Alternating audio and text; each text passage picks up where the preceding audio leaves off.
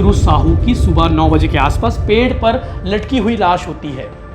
पेड़ पर लटकी हुई लाश होती है। पुलिस कहती है कि इसने खुदकुशी की है, लेकिन फोटो देखने से लगता है कि इसने खुदकुशी नहीं की होगी, इसका मर्डर हुआ है। 15 सितंबर को जब कचरू साहू की लाश मिली तब गांव वाले आक्रोशित हो गए थे। उन गांव वालों को कंट्रोल क्यों नहीं किया गया कि कचरू साहू ने रघुनाथ साहू को बहुत पीटा था, अधमरा करके गांव के खेत में छोड़ दिया था। और इसी बात को लेकर लगातार इनके बीच में विवाद होता था। थाने तक बात पहुंची थी, रेंगाखार थाने तक बात पहुंची थी कि उपद्रवी की जो भीड़ थी वो रघुनाथ साहू के घर पर जब घुसी, बच्चों के साथ मारपीट की, महिलाओं के साथ मारपीट की, तब पुलिस वहां पर खड़े खड़े मूकदर्शक बनकर क्यों खड़ी थी, क्या कर रही थी। बार बार इस बात का जिक्र किया जा रहा था कि भैया प्रशांत साहू की तबीयत खराब होती जा रही है, कोई अस्पताल लेकर चले जाओ। लेकिन पुलिस वाले ये तक कह रहे थे कि प्रशांत साहू मर थोड़ी गया है, अभी सांसें चल रही है। ये अपने आप में हैवानियत वाली बात थी।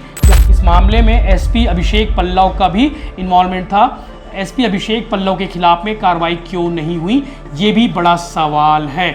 कई ऐसे लोग हैं जो उस गांव में बतौर रिश्तेदार बनकर पहुंचे हुए थे, उन्हें भी पुलिस ने गिरफ्तार किया है, उनके ऊपर भी लाठीचार्ज हुई है। प्रशांत की पीठ पर चोट के निशान थे, पीठ पर चोट के निशान। इसके अलावा प्रशांत के कूल्हे पर भी चोट के निशान थे। मतलब जांग, पीठ, सब जगह चोट के निशान थे। और ये बात को डिप्टी सीएम और गृह मंत्री विजय शर्मा ने भी माना कि प्रशांत के शरीर पर चोट के निशान थे। जेल डीजी ने भी इस चीज़ को देखा है। अगर सब कुछ ठीक था, सब कुछ सही था, कचरू साहू के शव को घर वालों को सुपुर्द क्यों नहीं किया गया।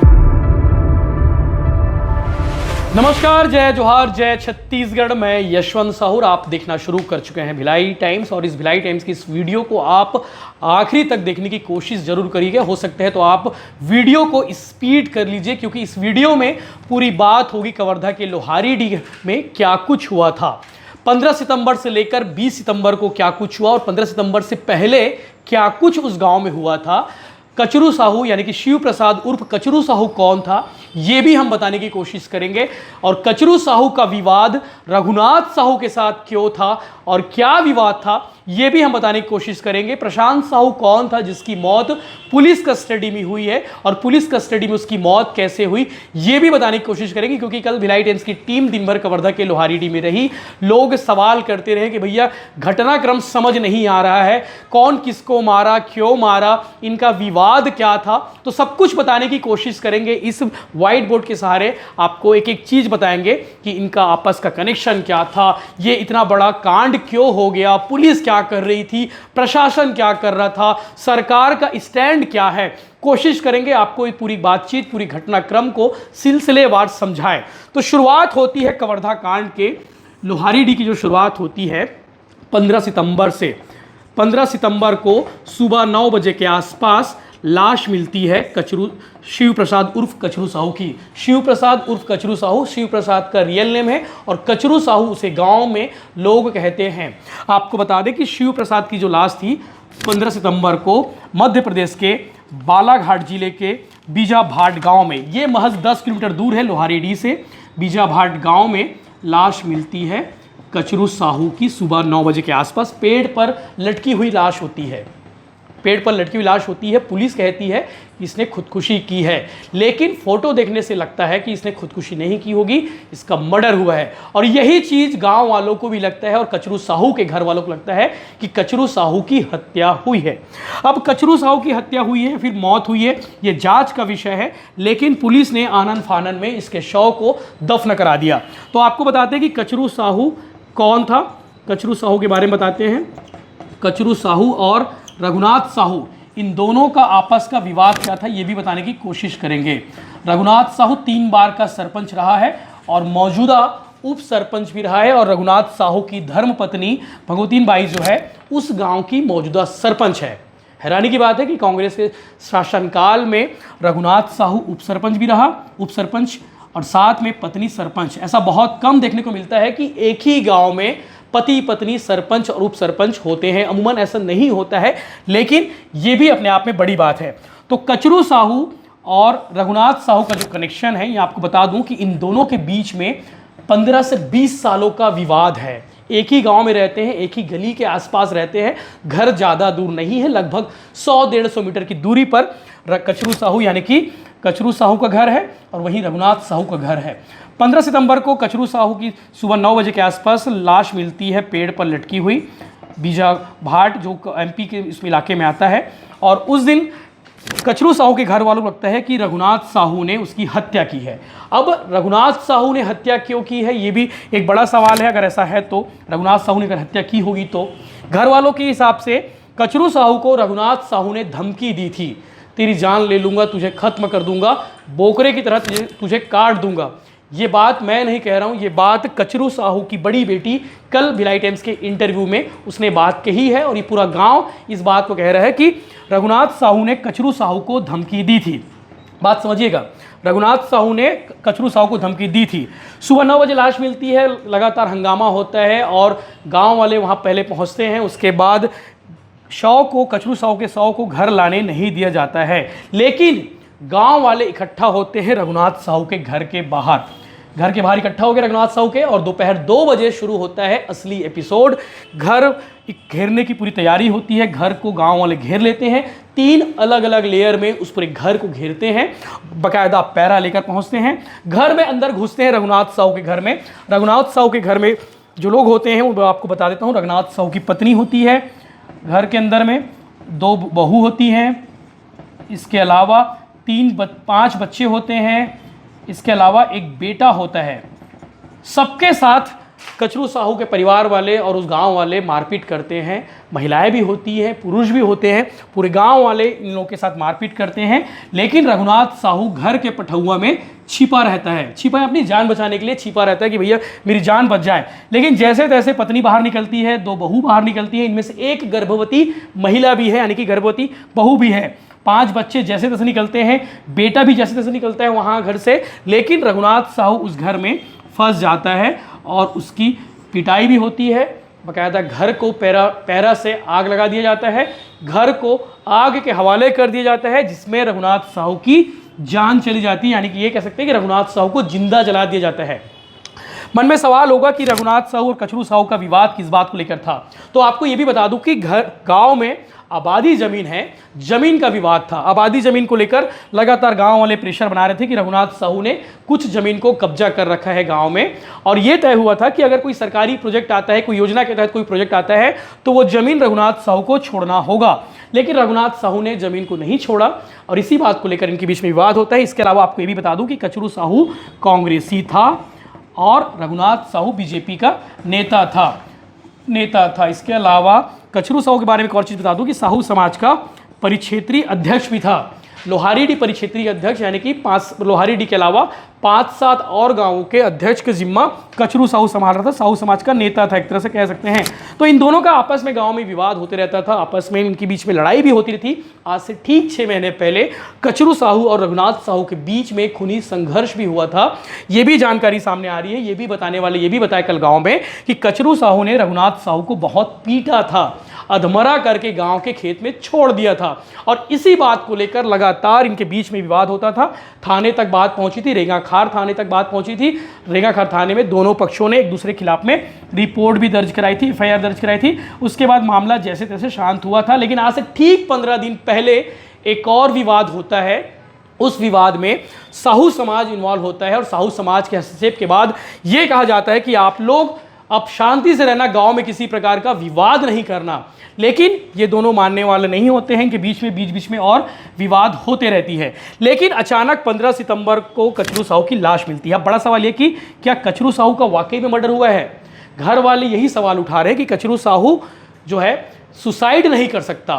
14 सितंबर को दोपहर से वो अपने घर से किसी काम से अपने साथी के साथ निकला होता है। जनक साहू के जिक्र हो रहा है, जनक साहू के साथ वो अपने निकला हुआ था। लेकिन 14 सितंबर की रात 9 बजे तक इसका फ़ोन लगता है, लेकिन उसके बाद कोई संपर्क नहीं हो पाता कचरू साहू का।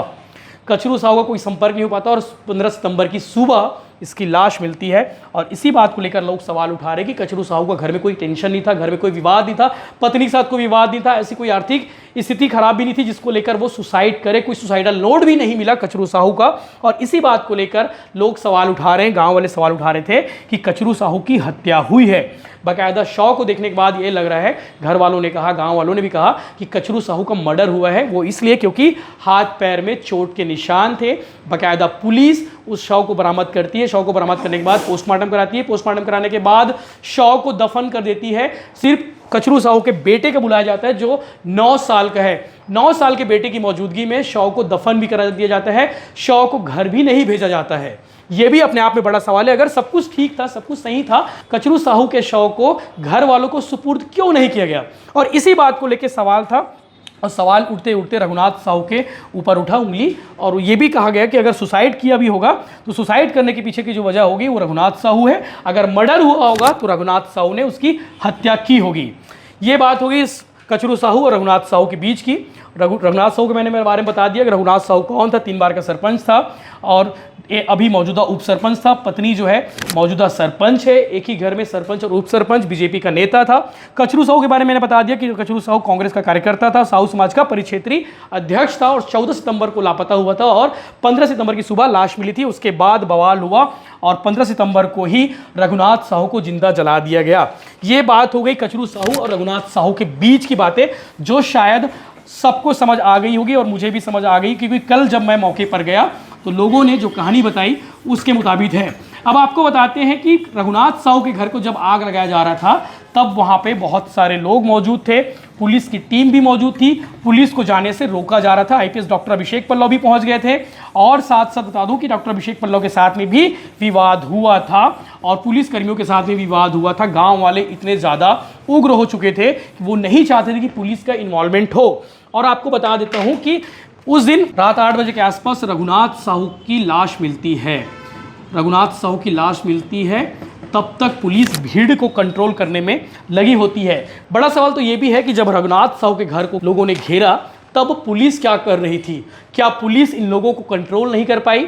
कल पूर्व मुख्यमंत्री भूपेश बघेल ने कहा कि पुलिस चाहती तो शायद इस घटना को रोका जा सकता था पुलिस बल प्रयोग करके, लेकिन पुलिस हाथ पर हाथ धरे बैठी रही और पुलिस सिर्फ और सिर्फ वीडियो बनाती रही, ऐसा पूर्व मुख्यमंत्री भूपेश बघेल का भी आरोप है। और इस घटना को देखने से यह भी लगता है कि वाकई में ऐसा हुआ होगा, पुलिस रोकने में नाकाम रही और इसीलिए घर को आग के हवाले कर दिया, रघुनाथ साहू की हत्या कर दी। और उसके बाद पुलिस ने अपना तेवर दिखाया, पुलिस ने अपना बल उपयोग किया और 170 लोगों के खिलाफ में पुलिस ने एफआईआर दर्ज किया। लोगों के खिलाफ, गांव वालों के खिलाफ में एफआईआर दर्ज किया।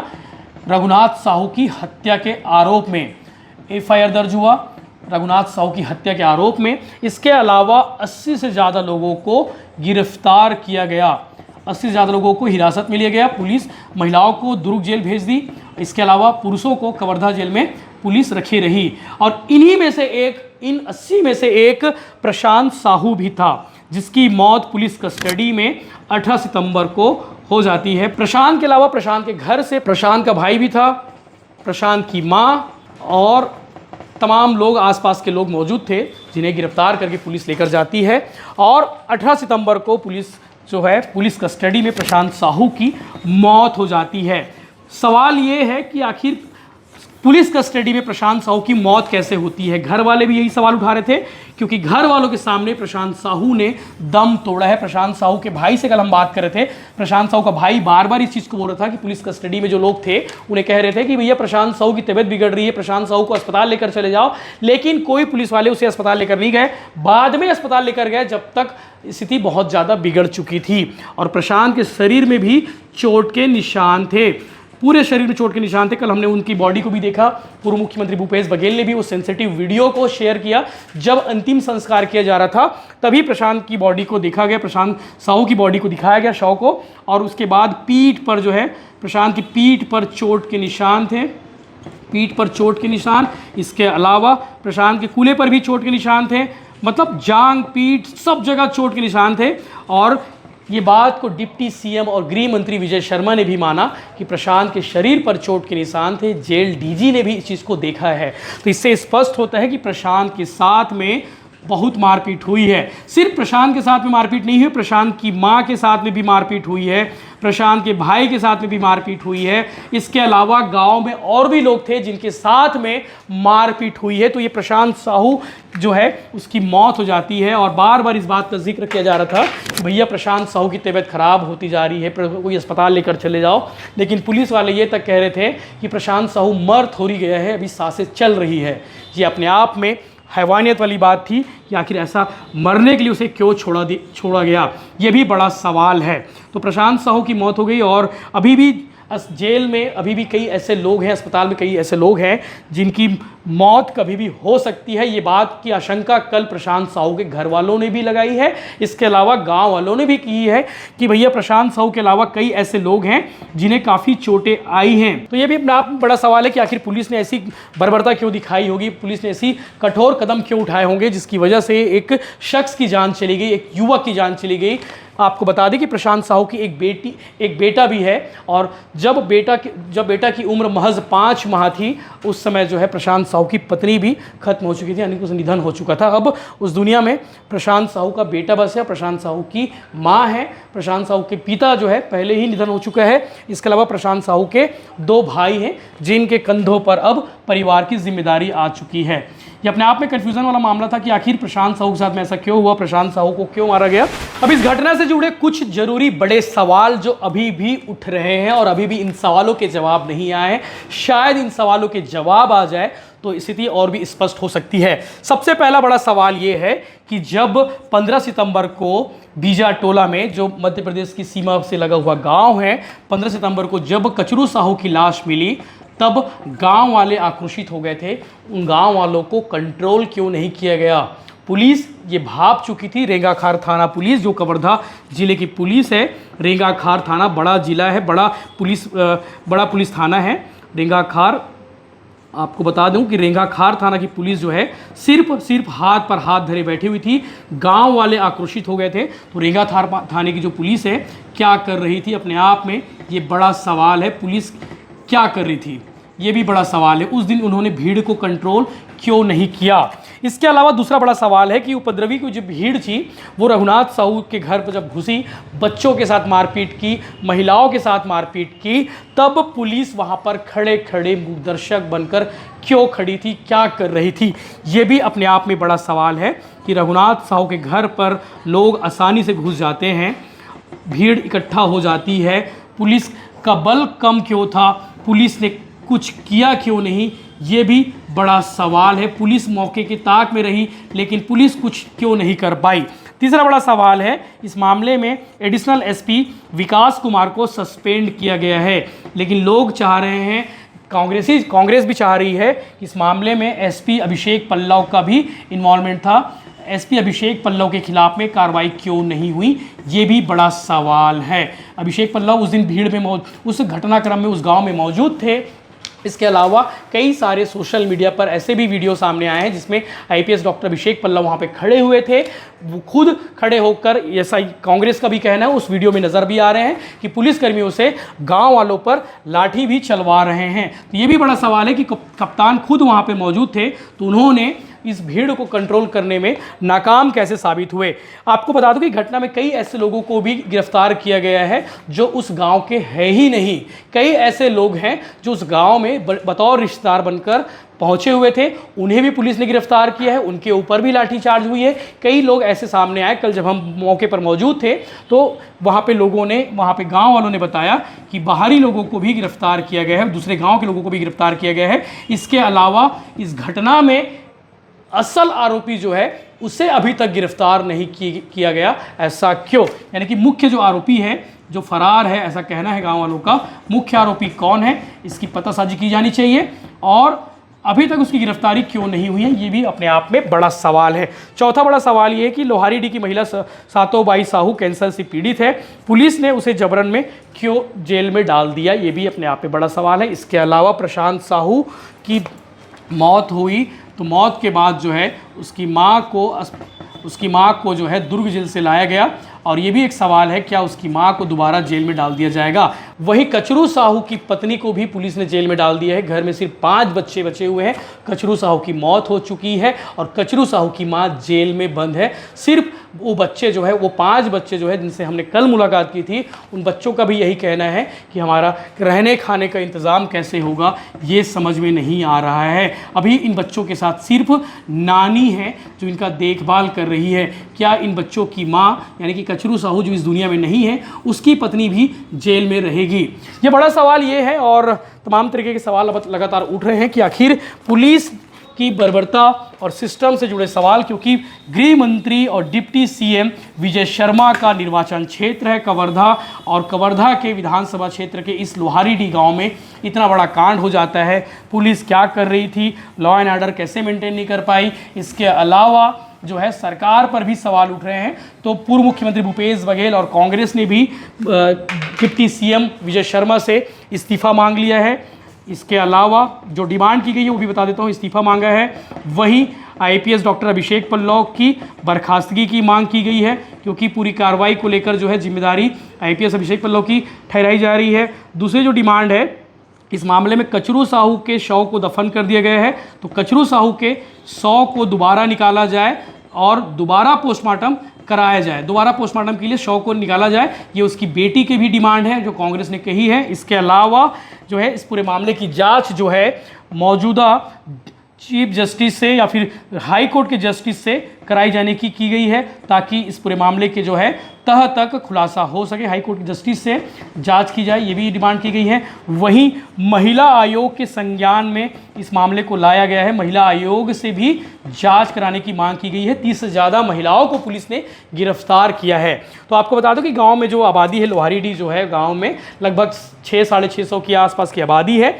साहू बाहुल्य क्षेत्र है, साहू के अलावा आदिवासी वहाँ पे हैं, और इसीलिए इस मामले में आपने देखा कि 3 लोगों की मौत हुई है जो तीनों साहू हैं। साहू समाज भी लगातार इस पूरे घटनाक्रम पर नज़र रखा हुआ है। लगातार इस पर बातें होती रहेंगी, लगातार इस पर सियासत होती रहेंगी, उस पर भी हमारी नज़रें होगी। लेकिन इस वीडियो के माध्यम से हमने कोशिश की कि उस घटनाक्रम को सिलसिलेवार आपको समझाया जाए। 15 सितंबर से लेकर 20 सितंबर तक क्या कुछ हुआ है, कचरू साहू की मौत कैसे हुई, इसके अलावा जो है रघुनाथ साहू की मौत कैसे हो गई, ये भी अपने आप में बड़ा सवाल है कि जनता जो है जनता जो है रघुनाथ साहू को 3 बार वोट देकर चुनती है और उसी के घर को आग के हवाले कर देती है। आखिर ऐसा क्यों, ये भी अपने आप में बड़ा सवाल है। प्रशांत साहू की मौत कैसे हुई, ये भी हमने समझाने की कोशिश की।